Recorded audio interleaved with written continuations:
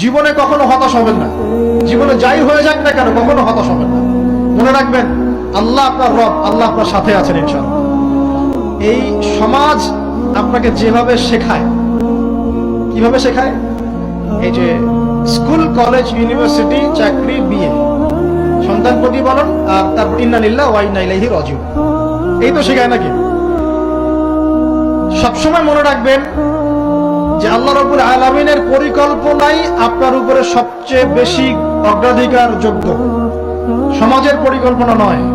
পরিবার আপনাকে চাপ দিচ্ছে, চাকরি পাস না, পড়াশোনা করিস না, হ্যাঁ পড়াশোনায় কেন তুই 80 নম্বর পাইলি না, কেন চান্স পেলি না, কবে চাকরি পাবি, কবে আমাদেরকে দেখবি, খাওয়াবি, পড়াবি, এই যে চাপগুলো চারপাশ থেকে আসে কিনা, এতে করে অনেক যুবক দেখা যায় মাদকাসক্ত হয়, অনেকে দেখা যায় আত্মহত্যা করছে, ইদানিং করছে কিনা ভাই?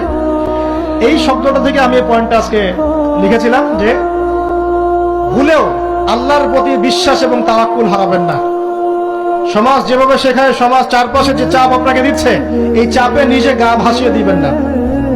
আপনি আল্লাহর কাছে দোয়া করবেন, আল্লাহর কাছে পথ চেয়ে নিবেন এবং আল্লাহর প্রতি তাওয়াক্কুল ভরসা করবেন, কখনো আত্মহত্যার পথ বেছে নিবেন।